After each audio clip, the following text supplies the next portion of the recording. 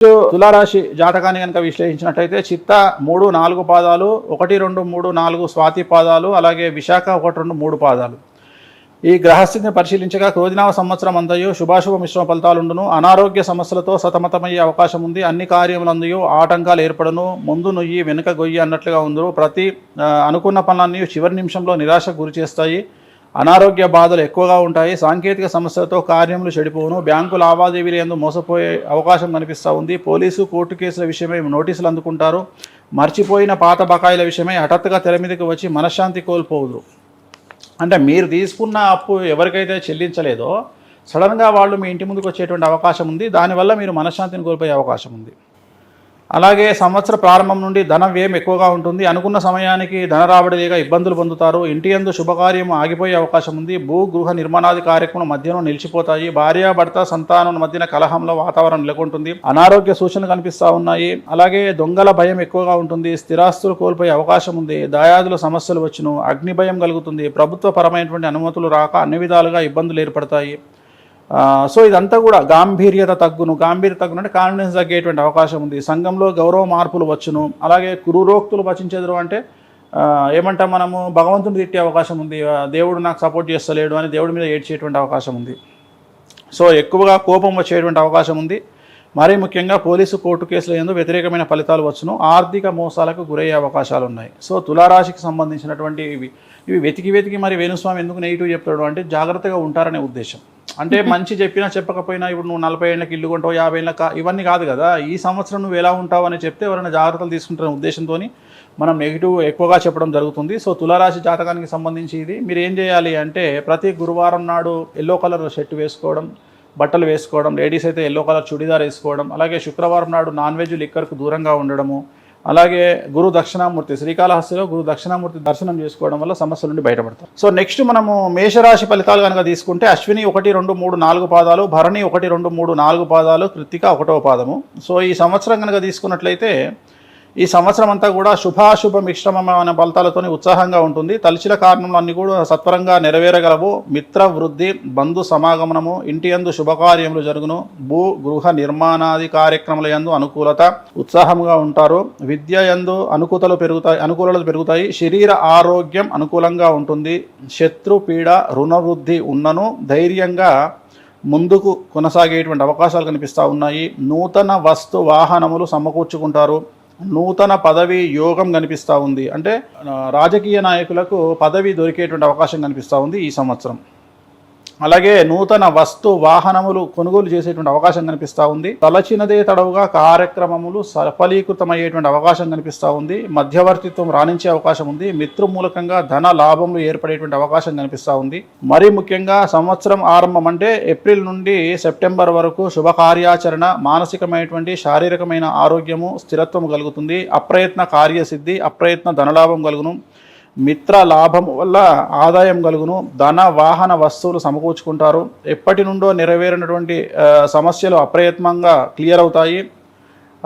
అలాగే లాటరీ వంటి వాటిలో జూదము వంటి వాటికి దూరంగా ఉండాలి ఖచ్చితంగా.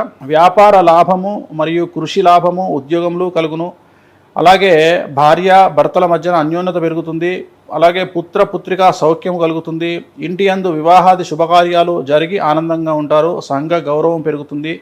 నూతన రాజకీయ పదవి యోగములు సిద్ధిస్తాయి. శత్రువులు మిత్రులు అవుదురు. దూర ప్రాంతంలో వారికి ప్రయాణములు కలిగి ధనలాభ ప్రాప్తి కలుగుతోంది. మానసిక ప్రశాంతత కలుగుతుంది. సంతాన వృద్ధి ఉంటుంది. పుణ్య తీర్థ స్నాన ఫలప్రాప్తి, గురుదేవతా దర్శనం కలుగుతుంది. సో సర్వత్రా జయం కలుగుతుంది. పుత్ర లాభం ఏర్పడుతుంది. సో మేషరాశి వారికి చాలా పాజిటివ్ కనిపిస్తుంది.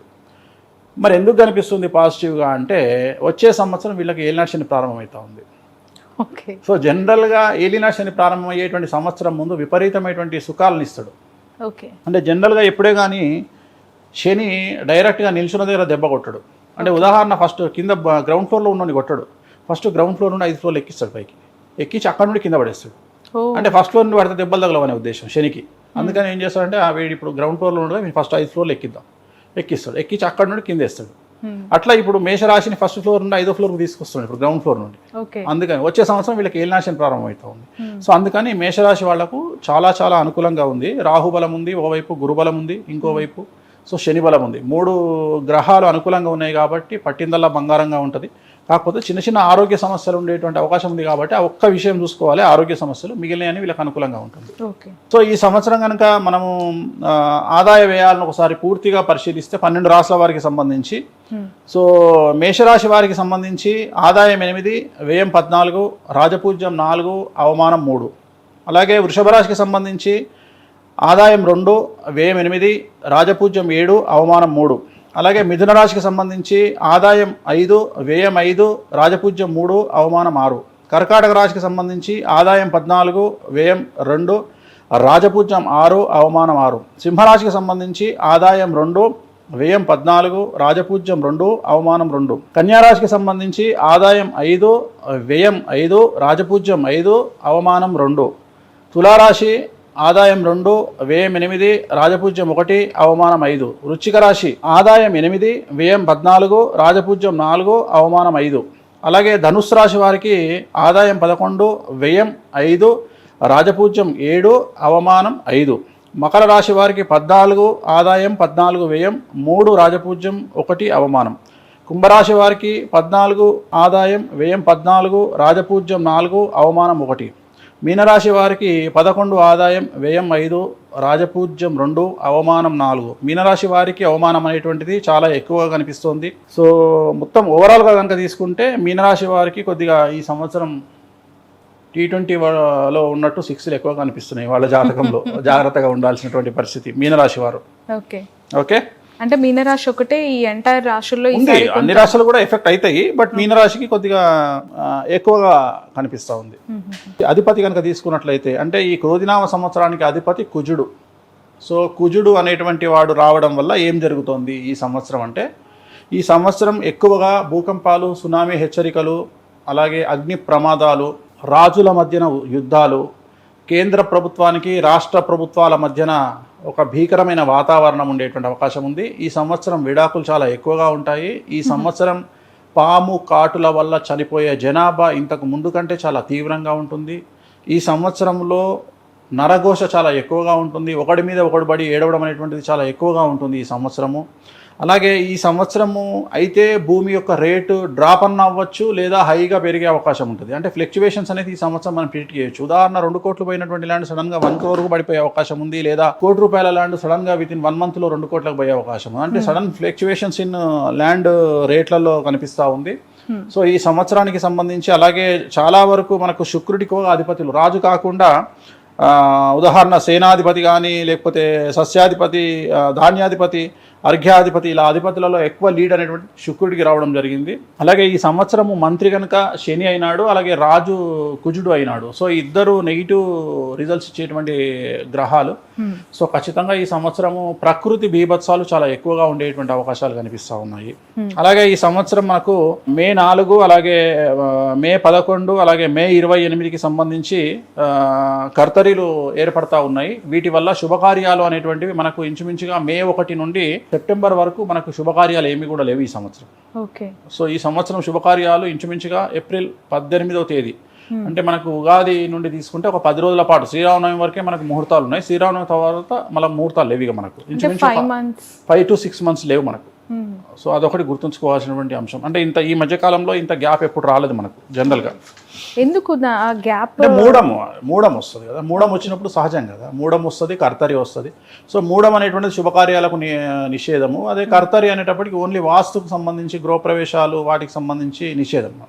సో అలాగే ఈ సంవత్సరం మనకు రేవా నది పుష్కరాలు ప్రారంభం అవుతా ఉన్నాయి. ఎప్పటి నుండి అంటే మే 1, 2024 నుండి 12 మే 2024వ తేదీ వరకు 12 రోజుల పాటు రేవా నది పుష్కరాలు మనకు ప్రారంభం అవుతా ఉన్నాయి ఈ సంవత్సరం కనుక తీసుకున్నట్లయితే. అలాగే ఈ సంవత్సరం కనుక తీసుకున్నట్లయితే మనకు రాజు కుజుడు, మంత్రి శని, సేనాధిపతి శుక్రుడు, సస్యాధిపతి కుజుడు, ధాన్యాధిపతి రవి, అర్ఘ్యాధిపతి శుక్రుడు, మేఘాధిపతి శుక్రుడు, రసాధిపతి గురుడు, నీరసాధిపతి కుజుడు. ఇంచుమించుగా మొత్తం ఓవరాల్గా తీసుకుంటే కుజుడికి 1, 2, 3 పొజిషన్లు కుజుడికి ఉన్నాయి. అలాగే 2 పొజిషన్లు శుక్రుడికి ఉన్నాయి. సో కుజుడు శనికి కాంబినేషన్ వల్ల చాలా వరకు నెగిటివ్ ఫలితాలను ఇచ్చేటువంటి అవకాశం కనిపిస్తూ ఉంది. ఓవరాల్గా మనం బేసిక్గా ఈ సంవత్సరం ఫలితాన్ని విశ్లేషిస్తే అంటే వీళ్ళు ఉండడం వల్ల ఏం జరుగుతుంది అంటే రాజ విరోధము అధికమవును. అంటే రాజు మీద నెగిటివ్ ఒపీనియన్ అనేది ఈ సంవత్సరం అందరికీ రాష్ట్రాల సీఎంలకు కావచ్చు, దేశ ప్రధానికి కావచ్చు, జనాలకు వాళ్ళ మీద నెగిటివ్ ఒపీనియన్ కలిగే అవకాశం ఈ సంవత్సరం కనిపిస్తూ ఉంది. అగ్ని భయము, చోర భయము, రోగ భయము ఎక్కువగా ఉంటుంది. అలాగే పాములు ఎక్కువగా కనిపిస్తాయి ఈ సంవత్సరము. అలాగే ఈ సంవత్సరము మందవృష్టి ఉండడం వల్ల పంటలు తగ్గేటువంటి అవకాశం ఉంది. ఈ సంవత్సరం బియ్యం యొక్క రేటు చాలా ఎక్కువగా ఉండేటువంటి అవకాశం ఉంది. అలాగే ప్రజల యొక్క ఖర్చు చాలా అధికంగా ఉంటుంది. అలాగే ఈ సంవత్సరము బాగా తీసుకుంటే డివోర్స్ అనేది చాలా ఎక్కువగా కనిపిస్తుంది. అండ్ ఇంకొక ముఖ్యమైన విషయం ఏంటంటే సెక్స్కి సంబంధించి ఈ సంవత్సరం జనాల్లో ఒక పిచ్చి, అంటే ఇప్పటి వరకు అంటే ఏదైనా వేణుస్వామి బయటికి చెప్తాడు కాబట్టి జెండర్లో బైసెక్సువల్ అనేది కనిపిస్తూ ఉంది. ఇంతకుముందు మనకు తెలిసింది గేస్ అని కానీ స్వలింగ సంపర్కులు అంటే లేడీస్ కానీ జెంట్స్ కానీ అనుకునేవాళ్ళం. బట్ ఇప్పుడు బైసెక్సువల్ అనేటువంటిది ఎక్కువగా ఈ సంవత్సరం వృద్ధి చెందేటువంటి అవకాశం ఉంది. అలాగే ఈ సంవత్సరం కనుక తీసుకుంటే పంటలు తక్కువగా పండేటువంటి అవకాశం కనిపిస్తూ ఉంది. కాకపోతే ఎరుపు రంగు పంటలు సంపూర్ణంగా ఉండేటువంటి అవకాశం ఉంది. ఎరుపు రంగు పంటలు అంటే జనరల్గా మిర్చి ఎక్కువగా పండే అవకాశం ఈ సంవత్సరం కనిపిస్తూ ఉంది. సో తెల్లని ధాన్యాలు కూడా ఈ సంవత్సరం బాగా పండేటువంటి అవకాశాలు కనిపిస్తూ ఉన్నాయి. తెల్లని ధాన్యాలు అంటే రైస్ పండిన నూకలుగా మారడం వల్ల రైస్ రేటు పెరిగే అవకాశం ఉంది ఈ సంవత్సరం. సో ఓవరాల్గా తీసుకుంటే ఈ సంవత్సరం అంతా బాగానే ఉంది.